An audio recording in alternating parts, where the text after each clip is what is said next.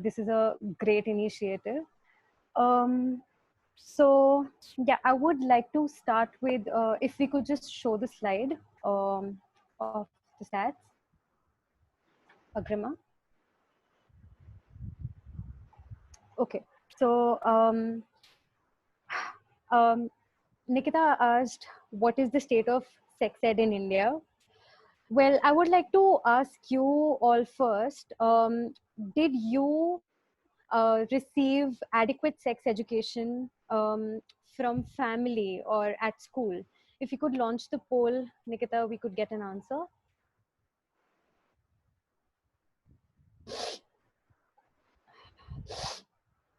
Can everybody see the results? 63% said no, 33 said partly, and 4% said yes. Well, kudos to those 4%. Okay, so sex ed is not just about sex, it's about a lot of things. Most basic concept of consent comes under sex ed, and we when we are growing up, we didn't see, our generation didn't see consent being practiced, most of us, at home, or in school, or in the media that we consumed, Bollywood. The concept of consent was diminished, and violating consent was romanticized. So we don't know how to create healthy boundaries, how to respect other people's boundaries, and how to understand consent, seek consent of people. Apart from that, we weren't told about our own bodies and gender rights. We don't know that if we weren't told that if we are being harassed, we have the right, to take an action against the harasser. We weren't told what steps we can take to sue the harasser or against the harasser. Bodily autonomy wasn't told, and just very basic things like you have the autonomy to you can take the ownership of going and, for example, filing a complaint against your harasser. We often depend on the men in our family or in our circle to do so. We forget that, because we aren't told, we forget that we also have the autonomy and agency to go and fight for our own rights. So yeah, if we could just share the slide, it'll be really easy to get some points across.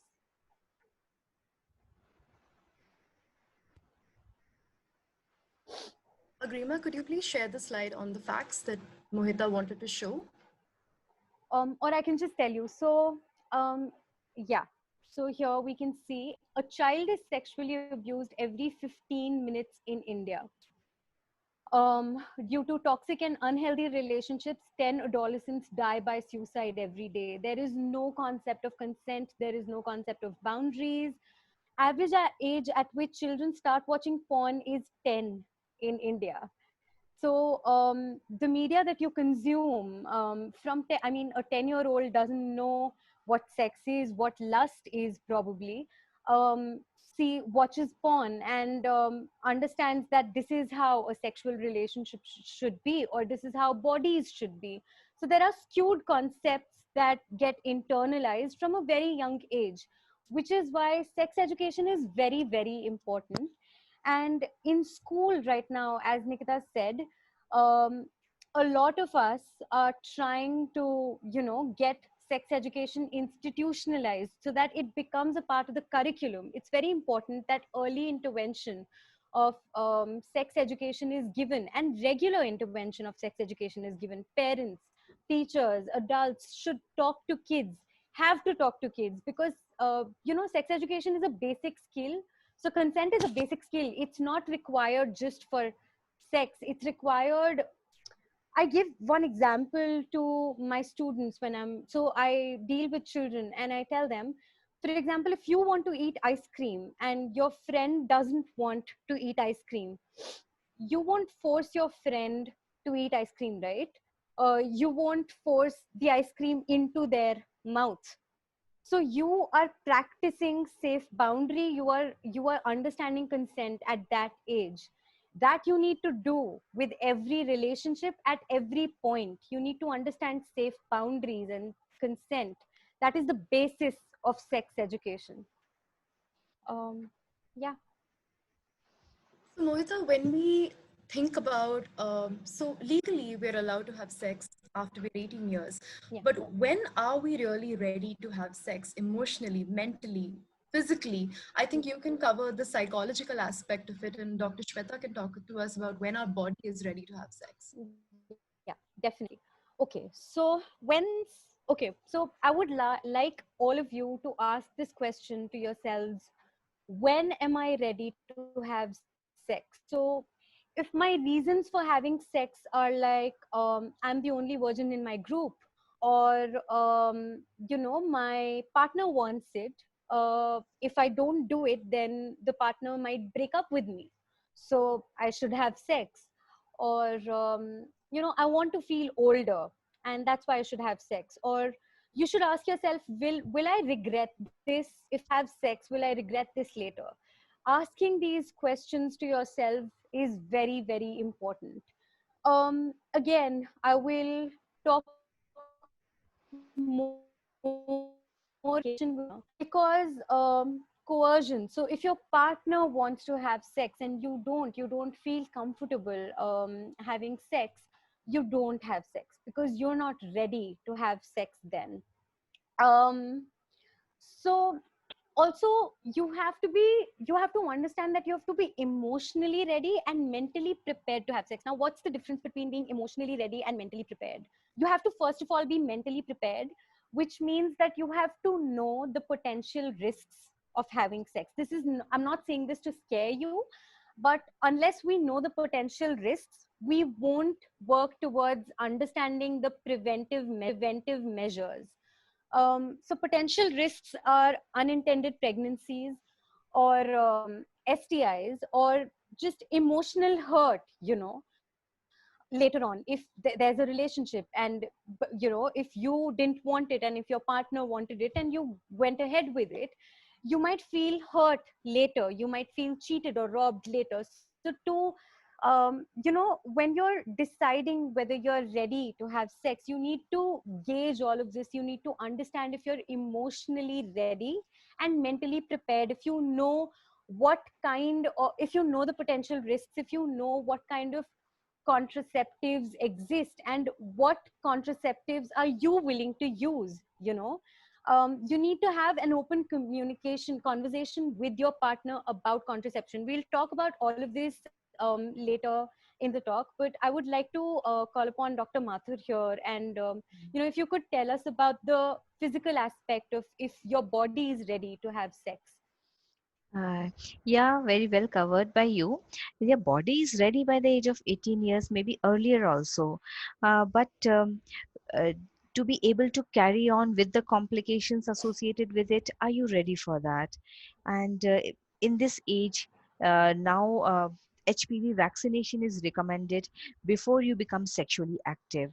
So HPV vaccination is for cervical cancer vaccination, and the age which is works best is 9 to 14 years, and the catch up vaccination is offered from 15 to 26 years, and it is best working best when it is taken before your sexual debut. So you all must all the women in our country, only women are getting vaccinated for HPV. So before below the age of 14 years, 2 doses of HPV vaccination, and 15 to 26 years, 3 doses of HPV vaccination should be taken. And secondly, you should understand your body, what your menstrual cycle is all about, when does ovulation occur, which are the fertile days when the chances of getting the pregnancy is highest, what contraceptives is working on which principle, what contraceptives is preventing against what all, and what are the possible side effects.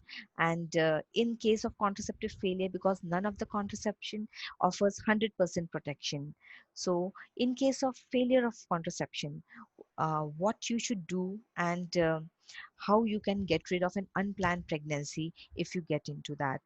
So we'll cover all these topics one by one and try to clear your doubts. So, Dr. Shweta, just wanted to ask you, a lot of us, despite being above 18 years and despite having covered stuff like ovulation in our biology textbooks, a Uh-huh. lot of us don't know exactly what is an ovulation cycle, when are those 2 days when you're most likely maybe to get pregnant, and the whole concept of just ejaculation as needed, maybe, uh, to get pregnant in the first place. So, can you tell us more about the menstrual cycle, how it works, what ovulation is, and all of it together? Okay, we can put on the slide also. And see, whenever when you expect a guest to come in your house, you lay down a new bed, you bring a new quilt, and you prepare the bed so that the guest can rest on it. And when the guest goes back, you remove the all the extra arrangements you have done. So similarly, every month our uterus prepares a bed called endometrium for the baby if the conception occurs. And in the first part, considering an ideal cycle to be 28 days, if the first 14 days are the preparatory phase when the uterus is preparing to lay down the bed so that the if the fertilized egg comes and the pregnancy can rest in it and nurture over here. By the 14th day, the egg releases. Now you can see in this slide, this is from where the menstruation starts. The pregnancy does not occur. The all this preparation is shed off, and it comes out as the menstrual blood, and the lining becomes thin, and then a new cycle starts, a new set of eggs. All of us are born with a limited number of eggs, and the age of the eggs is as we age. If we are 20 years old, our eggs are 20 years old. No new egg formation occurs in the female's body once she's born with them. And this eggs, they start to deplete every month. Like every month a new set of follicles, you can see the follicles on the top of the chart. So we can see small eggs. And as the cycle progresses, one of the egg matures, generally from alternate ovaries. And by the 14th day, can you see this small egg, this which we cannot see because it is just one cell big, and this is released and it is caught by the fallopian tubes. And when it meets the sperm in the fallopian tube, it becomes the pregnancy is achieved. And in this lining, this thick lining, it um, can grow. And in the next 7 to 10 days, the lining will continue to grow and nurture the pregnancy if it happens. But if the pregnancy does not happen, then the levels of the hormones start falling. You can see the progesterone and estradiol levels start falling if the pregnancy does not happen. When the egg is released, next 3 4 2 to 3 days, the pregnancy does not happen, the level of the hormone starts falling. And when the level of the hormones is very low, the endometrium sheds down and a new menstrual cycle starts. So as you can see, in the middle of the cycle is the around the 14th day, 2 3 days before it and after it is the most fertile days. But this will function only in a regular cycle. If somebody is having very irregular cycles, then what happens, you cannot count the 14th day from the start of the cycle. You have to count the 14th day from the end of the cycle. That means from the day you are expecting your next periods to start, which you never know, and in case of irregular cycles, and minus 14 days from there, because the second part of the cycle is fixed. If the pregnancy does not happen, the preparation will go off. So the last 14 days are fixed, while the x, if you say what is x is the first part. This can last shorter or longer depending on a length of the cycle. Okay, so this is about the menstrual cycle and ovulation. And uh, any doubts regarding this? So, um, so doctor, then what is the difference between, say, abortion and contraception? Either you or Mohita, any of you can take this question. Okay, so contraception is preventing the pregnancy to happen in the first go. Okay, like suppose if this egg does not release from here, See, we are seeing the hormones are rising, estradiol is rising, the LH and FSH are rising, LH peaks. Once the LH hormone peaks, which is released from the pituitary, which is situated in our brain, and when this peaks, that time the egg is released. If we alter these hormone levels, estradiol is speaking to help the ovulation. If we keep the hormone levels in one constant flow and there is no rise and fall of the hormones, we can control the cycles and we can control the ovulation from happening, because it is all very nicely synchronized. All this you can see is very nicely synchronized. When this will rise, then this will fall. Okay, so oral contraceptive pills act by the way of stopping the ovulation to happen. Okay, next step would be to not let the endometrium grow. If there is no bed, the pregnancy cannot uh, thrive on it. It will not get its nourishment. So most of the progesterone components, they work on thinning the endometrial lining, like the oral contraceptives like mini pill, or the injectable contraceptives. They work by thinning the endometrial lining so that pregnancy cannot thrive over it. Many implants like intrauterine devices, they will interfere with the function of the uterine lining. They will create a inflammation in the uterus, so that pregnancy is not able to implant and nurture and grow. And s- uh, this ovulation will not cause the pregnancy until the egg meets the sperm, so we can stop the entry of the sperm from the vagina into the cervical canal. So when the sperms will reach the fallopian tube, only then the pregnancy can happen. So our barrier contraceptives work by not letting the egg and the sperm meet. We'll discuss about all the contraceptives in detail. Thank you, doctor. So, um, I think when we think of contraceptions in general, there's a wide array of options that we have to choose from. And we vaguely know about certain things because of what we learned. But what is the most common thing that a lot of kids or teenagers or even young adults basically use? They're usually condoms. So again, there is a lot of questions around condoms. How should we ideally be using them? How effective are they? And there's a lot of stigma even around oral contraception, mostly because a lot of people don't know how that works. So, doctor, could you talk to us about what these different kinds of contraception are? And yeah. Yeah, so oral contraceptives are highly stigmatized. When the oral contraceptives were launched in the market, they were first generation contraceptives, which used to have very high dose of estrogen in them, and they had an older version of the progesterone. And after that, second generation, third generation, fourth generation oral contraceptives have come. The oral contraceptives have transformed, they have changed, but the mindset is still the same, that everybody feels that oral contraceptives are bad. But please remember that no or contraceptive side effect is as bad as dealing with the uh, complications of an abortion. So there are many types of oral contraceptives in the market with different compositions. So if you have tried one oral contraceptive and you're facing some issues, generally these issues, they subside with the uh, when on continuing uh, the oral contraceptives for many cycles. And you can always change the contraceptives. There are many kinds, and the oral contraceptives, the estrogen and the progesterone, they are coming in different altogether new version in the form of contraceptive rings or contraceptive patches also. So oral contraceptives are used worldwide, and but I think they are stigmatized more maximum in our country only. um, So, doctor, then considering that condoms are the most commonly used contraception, mhm. maybe we should talk a little bit more about like condoms in Yeah. general. And there's a Yes. lot of, I think, a lot of women, or face, or not just women, young people in general, face this problem where their partners are not willing to use condoms. They make a fuss, or they make statements which make the other partner insecure or worried that they might lose the partner.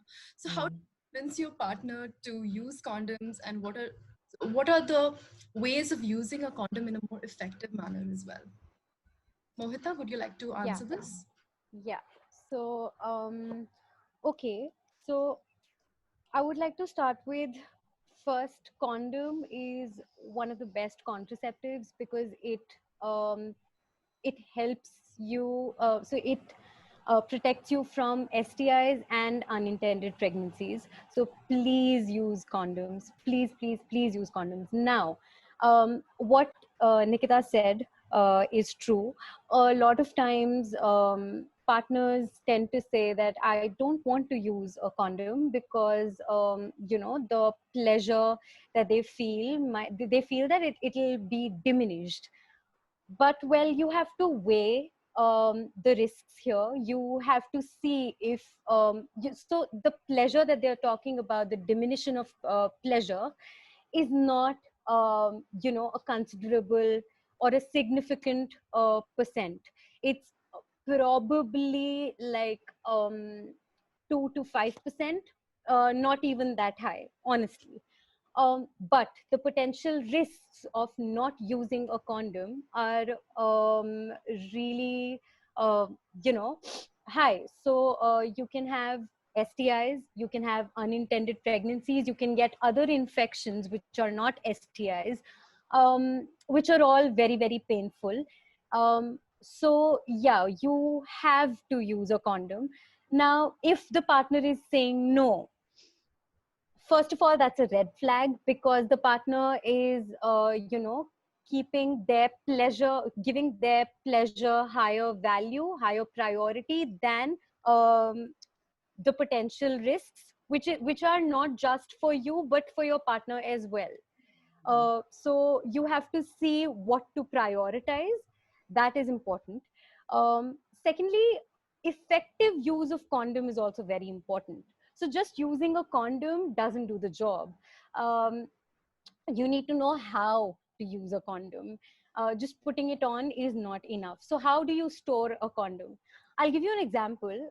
When you go to a shop to buy a chips packet, you see how puffed up it is. If it doesn't have much air, you don't buy it because you feel that it may not be as fresh as the other puffed up packet. Similarly, when you're buying condom, first of all, you see the expiration date, the expiry date. Please look at that. That's very, very important. Um, I'll tell you why. So condoms have a lube inside them. Condoms are, I'm sure you know that the there's a certain chemical oil inside the condom. Now, if it's expired or if it's not fresh, that oil will turn into a powder, which can lead to. So if you use an expired condom, or if even if it's not expired, but if you see a powdery formation inside the condom, please refrain from using it because it can cause infection on your genitalia, which is going to be very painful. So try not to do that. Again, how do you store a condom? A lot of men tend to put condoms into their wallets, and then their wallets in their back pockets. So you sit on it all day. Now, again, going by the same example, if you sit on a chips packet, what will happen? It'll go and the air will come out. So it won't be fresh anymore. Again, if you keep sitting on the packet all day, the air might come out and it may not be fresh. To see if the condom is fine, what you can do is, so there's the packet. You can keep your index finger and thumb at the middle of the packet and you can feel the tip.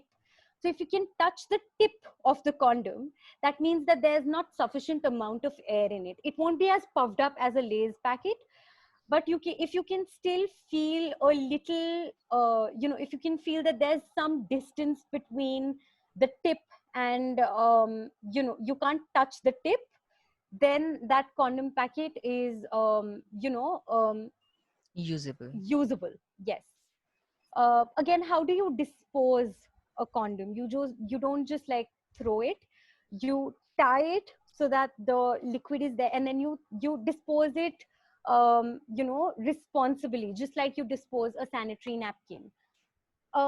Okay, I've talked about the red flag that, if your partner is prioritizing pleasure over potential risks, well, you need to talk to your partner about it. Talking about contraceptives is very, very important with your partner.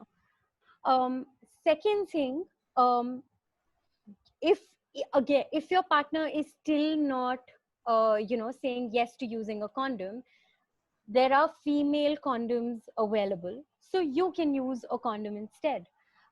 Female condoms are available, and they are easily available online. They're not You won't get it on a chemist or a pharmacist, on a pharmacy, but you can order them online and you can use them. They are easy to use. But yes, please look at the red flags. Try to talk to your partner.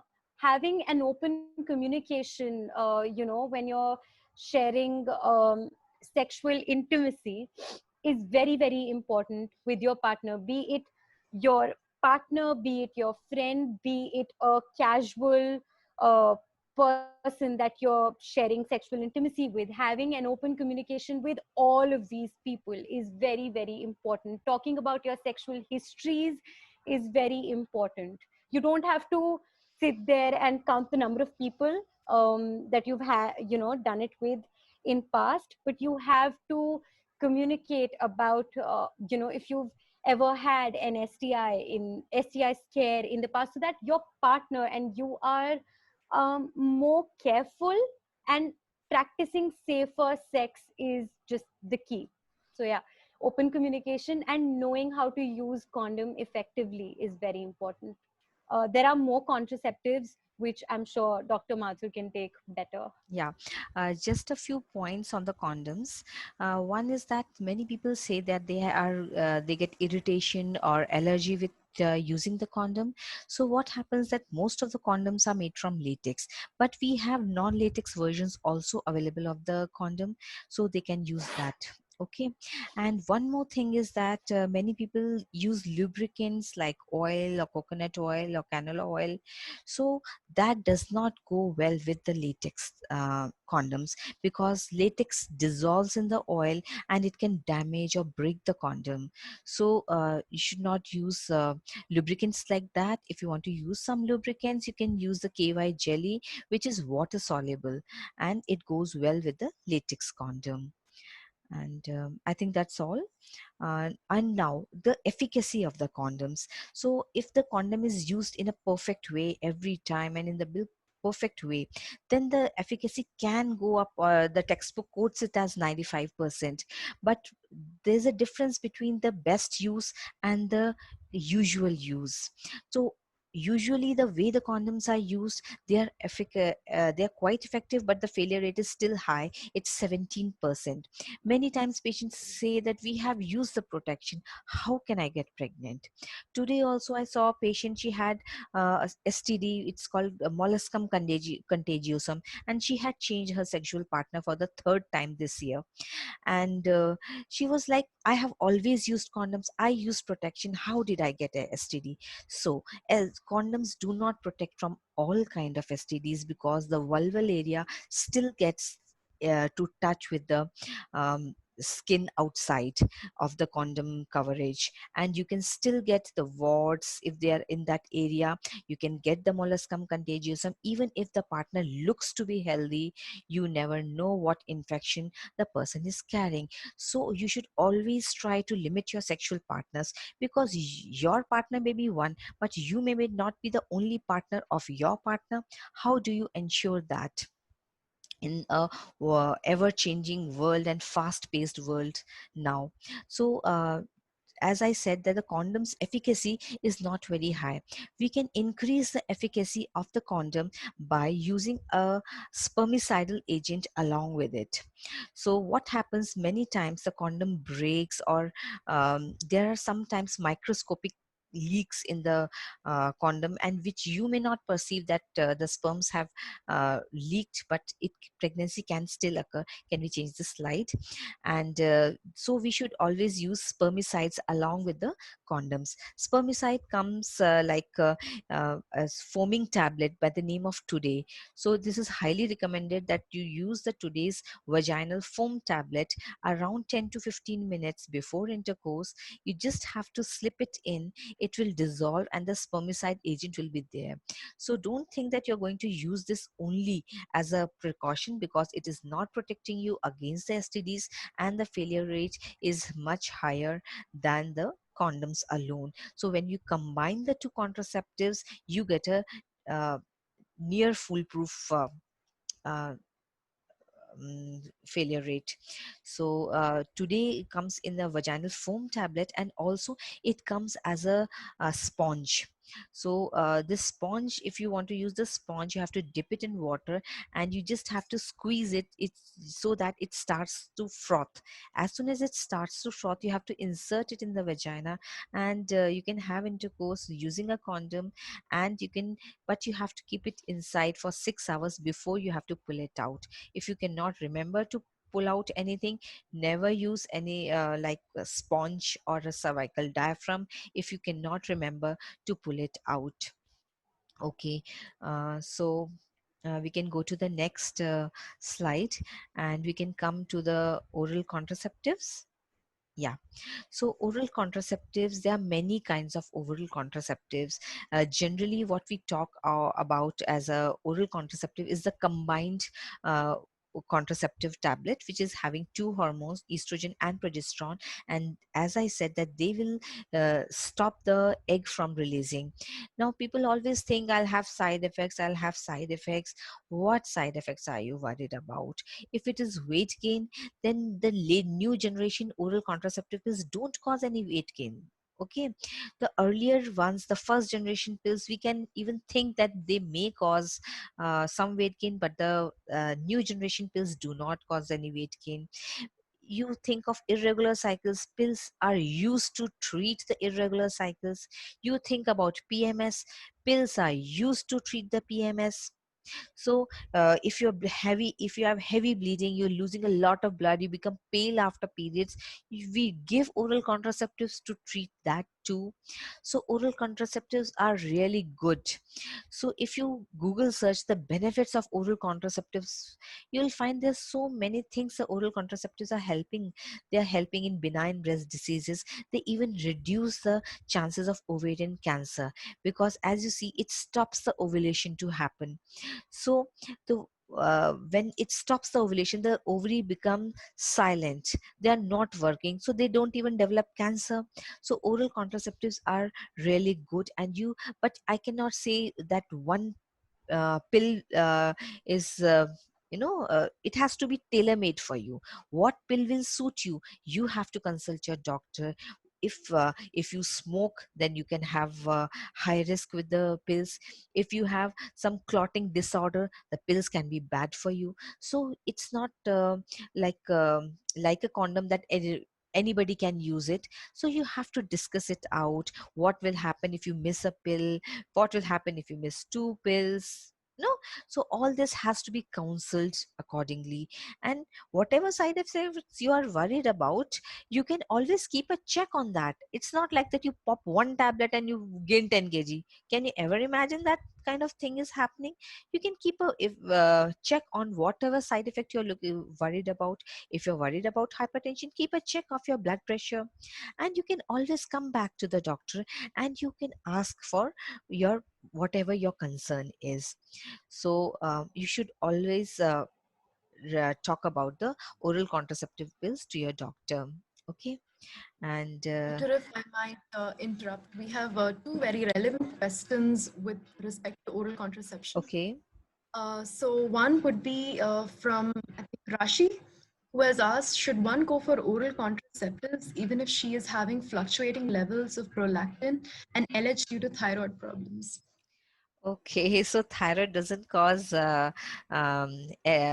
did you say? LH levels. LH levels thyroid does not cause. So prolactin levels and thyroid levels are related to each other because from one place only the releasing hormone of these two are secreted. Thyroid will be treated by will be treated with the thyroxine tablets, and if the prolactin levels are high, um, with a high thyroid level, so first you control the thyroid level. If even after controlling the thyroid levels prolactin levels are not reducing, you have to take the tablet to reduce the prolactin levels first. Okay, LH levels rise from a different condition which is called PCO, and the treatment for PCO is, you guessed it right, oral contraceptives. Okay, we have another type of oral contraceptives for that, um, which are used for PCO. So I think the purpose of this webinar is not that you will just take out your medical reports and you will start to treat yourself. It is not like that. But I want to remove the stigma from the oral contraceptive pills. You will have to consult a gynecologist and you can discuss with her. Okay. What's the other question? So the other question, I think we can take that in the end once we cover all the types of contraception, which was basically talking about which type of contraception is considered the best to reduce the changes in your menstrual cycles. Yeah. So if you mean to say that you have having a irregular cycles, huh?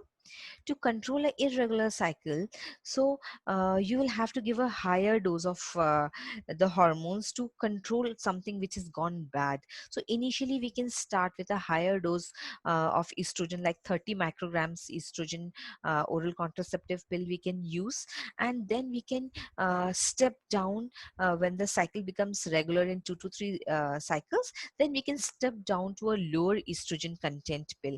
But if we start off with a lower dose, it may not get regulated, and the person will feel that the oral contraceptives are not effective. So you have to discuss it what will be good for you. And if the cycles are irregular, we have to first find out why they are irregular. So that workup has to be done before you start taking the pills.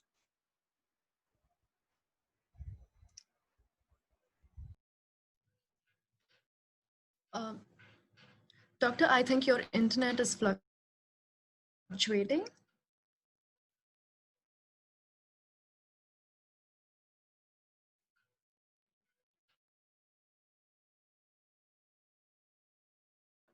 So before the network reconnects, Mohita, we had a question. Okay, can you hear me now? Can you hear me now?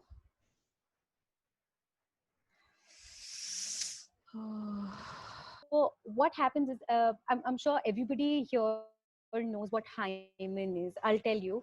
Hymen is a very, very thin tissue that we have. Okay. And so there's this myth that the first time that we have sex, the hymen breaks.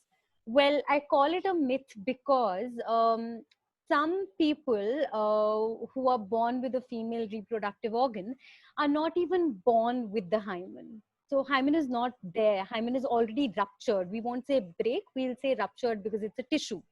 um, Secondly, the activities that we do, for example cycling or jumping, or if we if we get hurt there, or like a shock or a trauma there, injured there, then with the movement, hymen can get ruptured. It's that thin, the tissue is that thin. Now the bleeding thing is not because the hymen is getting ruptured. Bleeding is because of the friction. So we have to understand that the vaginal walls are very delicate, very delicate. Um, and if sometimes there can be bleeding without any pain, that's because they are so delicate that you won't feel the pain, but it might start bleeding.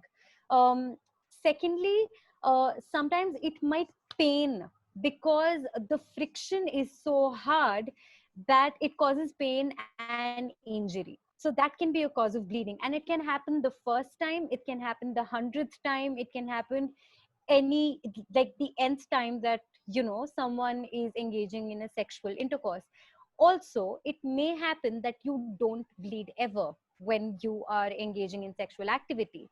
That's not because your hymen is intact, or because so there's no relation of hymen here, is what I want to establish.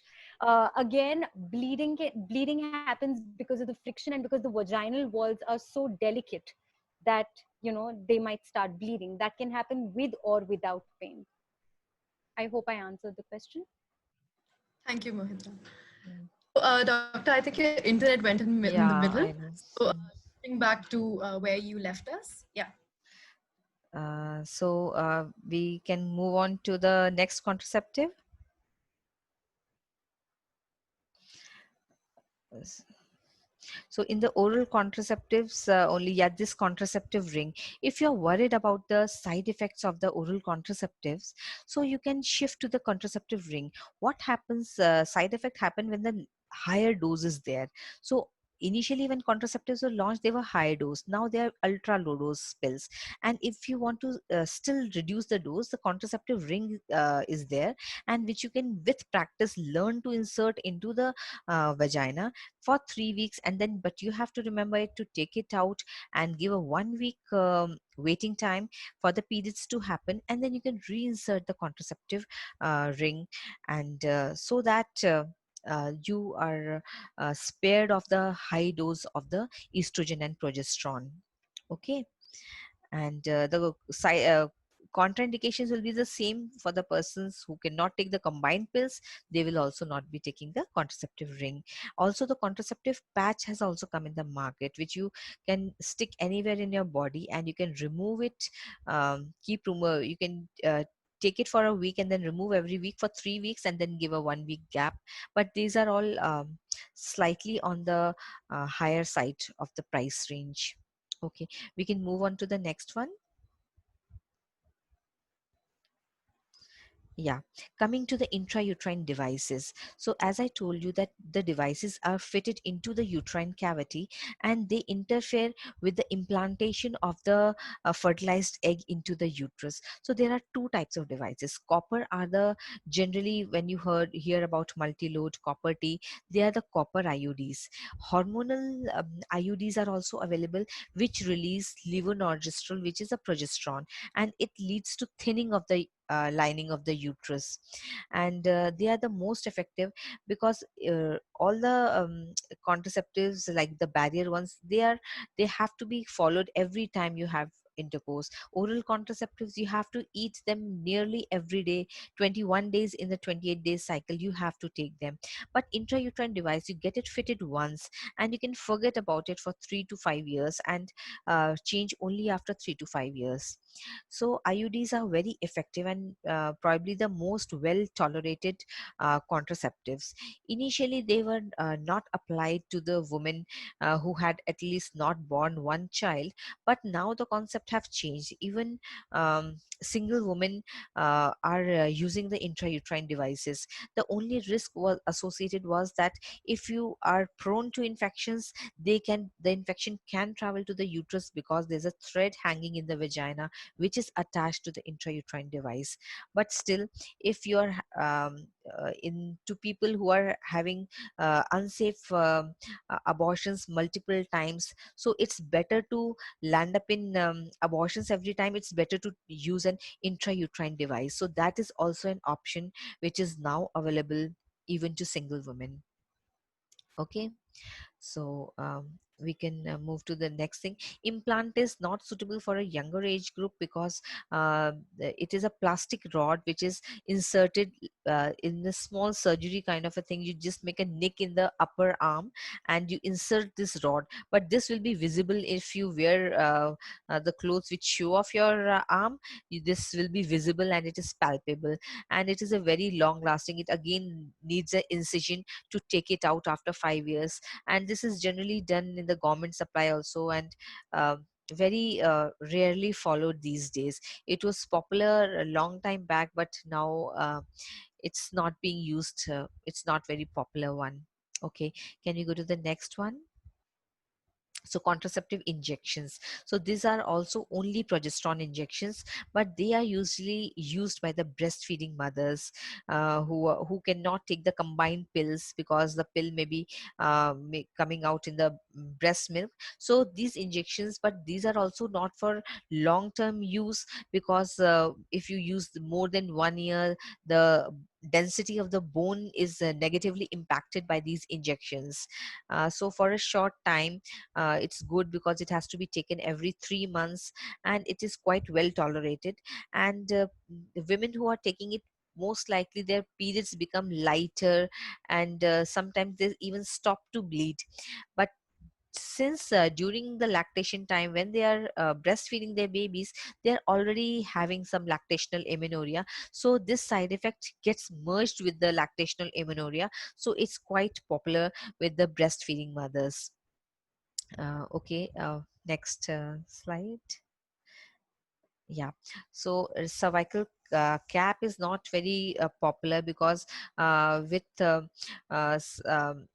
very thrusty movements, the cup can get dislodged, and this needs the application of spermicidal jellies and creams, which are right now they are not widely available in the market. So this is just to complete the list, but it is not much used, the cervical diaphragm. Instead of the cervical diaphragm, it's better than to use the female condom. Okay, so can we go to the next slide? Okay, now sterilization, that's a permanent one. This is done when the patient already has 2 to 3 kids, which are more than 5 years of age. Then only they can go for a sterilization surgery.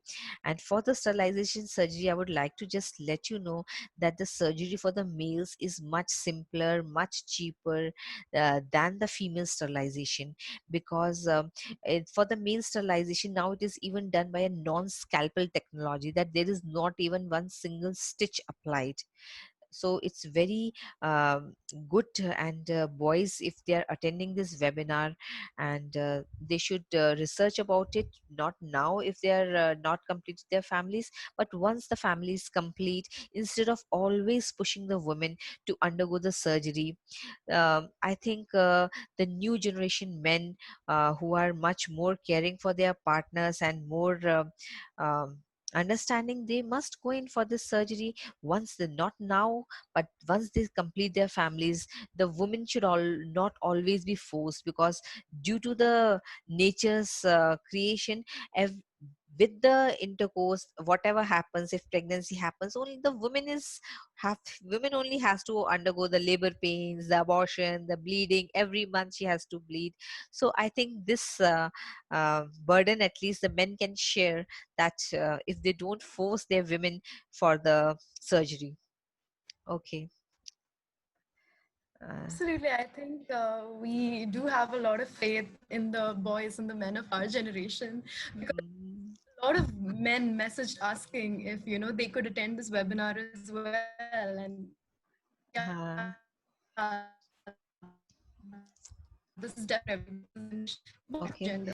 okay. uh, Even if one man is willing for sterilization later in life, I think that would be the success of this webinar.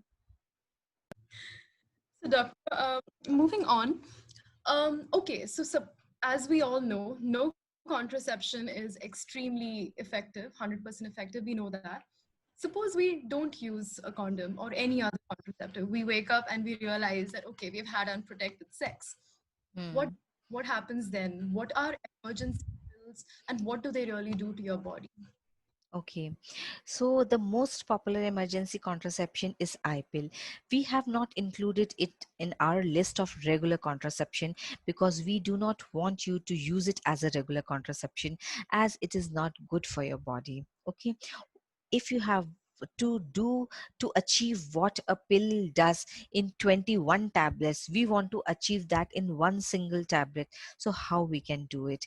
It's a very high dose of progesterone, and it is not recommended that you take it as a regular contraception. Okay, so this is used in some special circumstances, like you never expected to that you would land up into sex, like in cases of rape, or you have not thought about it and you have not ready with the condom, and or your condom ruptured, your condom broke, then you can use this emergency contraception.